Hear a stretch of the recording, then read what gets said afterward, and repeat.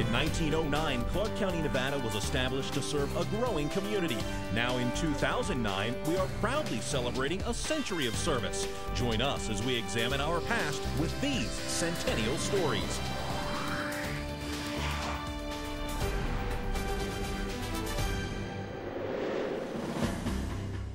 In the fall of 1940, the Army Air Corps was preparing for World War II, and it needed a southwest location for an aerial gunnery school.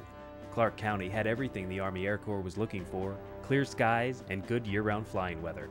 In 1941, the perfect location was chosen, located north of Las Vegas at the pre-established McCarran Field, which was once owned by Western Air Express.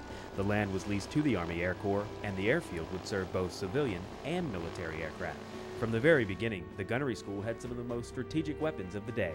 By early 1942, we were already graduating the first gunnery students, and there was advanced pilot training with the different aircraft such as the B-17 and the B-24, the B-25, and later even the B-29.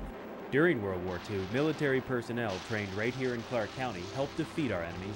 The busy airfield created jobs and spurred growth, but the end of the war signaled a change for the airfield. Las Vegas Army Airfield closed after the end of World War II. Actually, it was put in standby status.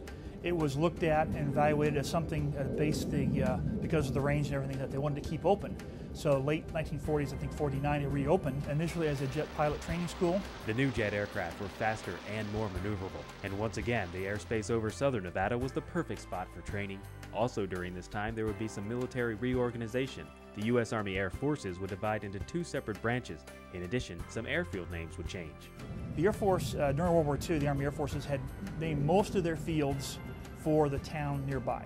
Once the Air Force became a separate service in 1947, started looking at these airfields, and they asked local officials to nominate potential candidates. Lieutenant William Nellis was a P-47 pilot who was raised in the local area, grew up here, went to pilot training, and was killed flying P-47s during the Battle of the Bulge. And he was nominated by the local committee and found worthy as a fighter pilot, and the base in 20 May 1950 was named in his honor.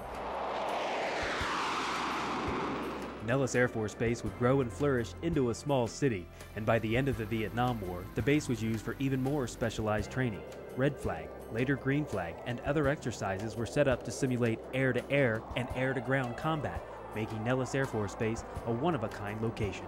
There really is no other place in the world, I think, like Nellis Air Force Base because of the 50 years of expansion, of work, of training. This keeps being plowed back into what we build up for the future fighter pilots and future warriors of all types.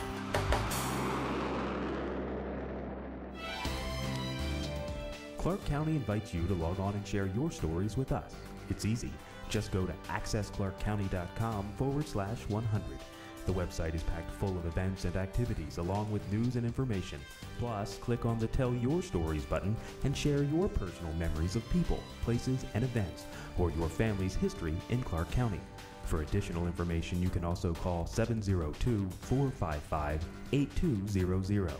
Log on today and help Clark County celebrate a century of service.